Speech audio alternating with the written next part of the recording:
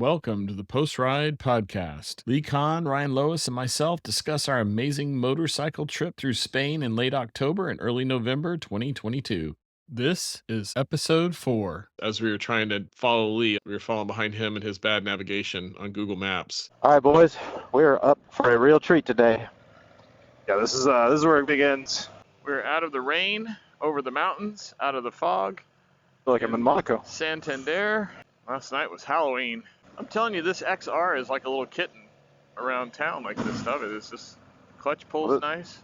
This thing's a cat. You're exactly right. I think I was leading at that point, and I chose a really goofy route because what we're trying to really do was get from Santander all the way up the coast. We're trying to get through Bilbao and San Sebastian. We needed to get to Biarritz that night. There was an interesting tension that day around, hey, we got a lot of miles to cover, but there's a lot of beautiful stuff between here and there, and that's one of the challenging things on a trip like this. You want to just sit and just, wow, look at this beautiful place. Look at this beautiful place. This is beautiful. That looks amazing. Let's get coffee. You can dilly-dally and screw around and eat up all your daylight. We did have a goal of getting to Biarritz, which we did have a hotel planned there, luckily. The night before, where everybody was partying so heavily, we did come across two girls that looked like they had, I don't know, Ryan, maybe you could describe it a little better. It was something out of a teen comedy. It was the remnants of the night. They were still in their Halloween outfits. And we were laughing hysterically.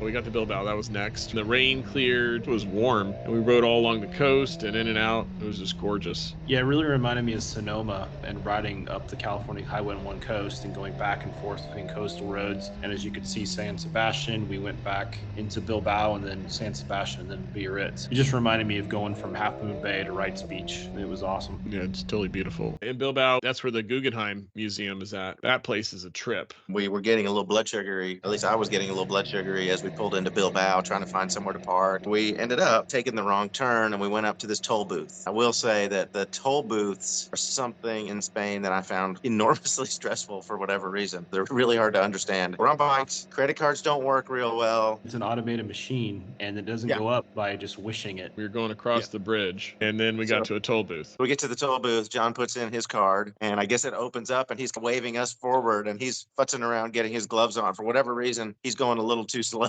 It comes down right as he's going through it. Basically, it looked like it was going to behead him. It started coming down. I think it hit you right in the chest or face or something. I guess it hit me in the helmet, the chest, the whole thing. It was like a guillotine coming down, but it was a foam thing and it had a breakaway thing. So it hit me and bounced off and it didn't hurt at all. There was a guy in that booth for some kind of reason. And he's like throwing his arms up because he had to reset the thing. We probably got a ticket there. I hope not, because that one wasn't really our fault. It went up and down so fast. There was no way you could have gotten through. We didn't get a ticket there. We provided entertainment for a couple Spanish guys in an office somewhere.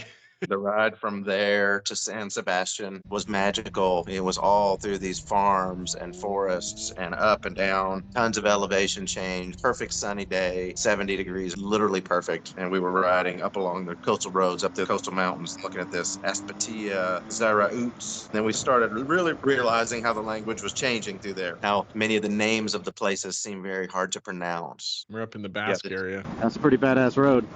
Yeah. You're right. The grip is unbelievable.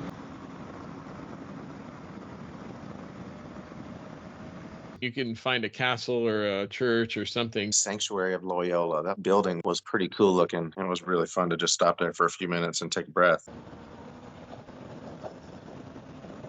Oh, that one might be an R5. Yeah. Right? Give you a little banking help.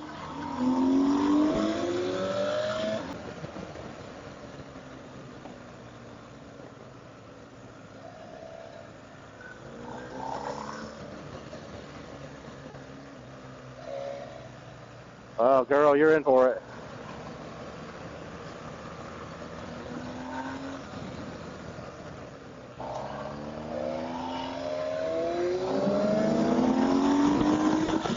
And I just figured out that the trail braking on this bike's amazing. Yeah. I had no other. I mean, can it save- totally works. Yeah. Well, you have a telelever suspension on it, right? Or whatever it is, paralever, where it squats the whole bike all the time instead of a dive. Yeah. But plus it's linked too. Strong. I usually don't trail brake, but this is nice. The next location was one of the places I was really looking forward to seeing was San Sebastian. San Sebastian. So like, San Sebastian.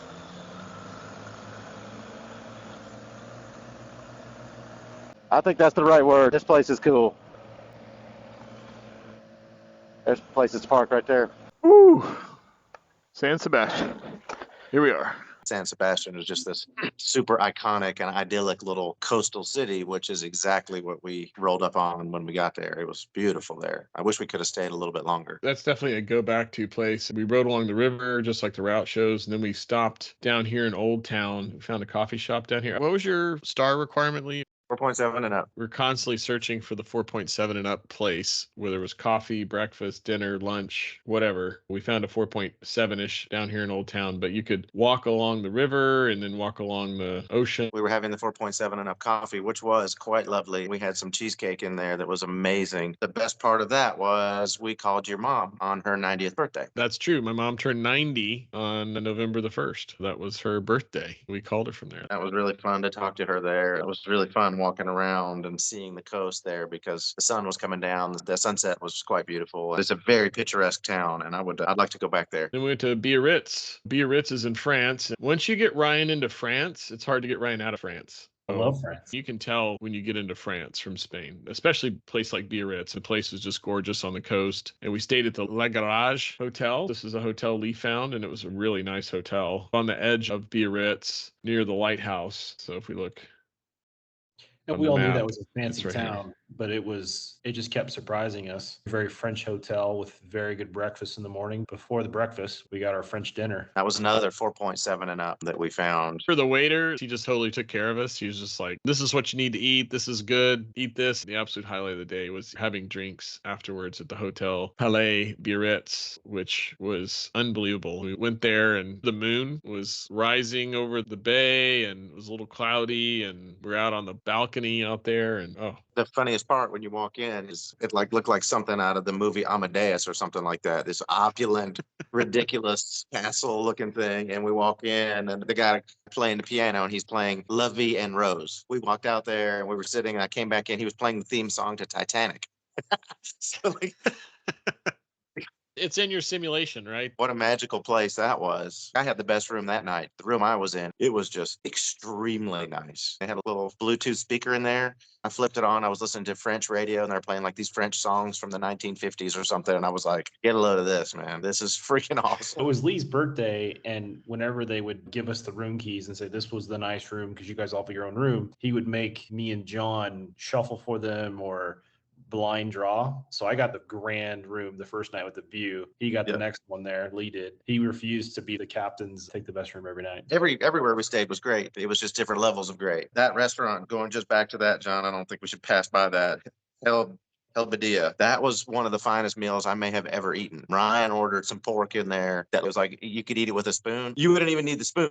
You could damn near eat it with a straw. It was ridiculous. We had French wine. We had salmon. That was an outstanding meal in a beautiful restaurant. You're talking about 4.7 and up. That was legit. That was an awesome dinner. I love that. Then across the street, that's where we did find the actual Belstaff store. It was a barber store, which I was mistaken, but I still like barber as well. But of course, it was closed at the nighttime. Quite nice. What an absolutely beautiful, perfect day along the coast of northern Spain, all the way from our starting point in Santander through Bilbao and San Sebastian, up the coast and into Biarritz, France. Absolutely flawless and gorgeous. Great riding, fun roads, incredible food. And I think this is one of our best days of riding in the whole trip. It was just glorious. This ends this episode, but come back for the next one. We got more riding to do. Tomorrow, we're going to head through the Pyrenees Mountains back into Spain. Come along.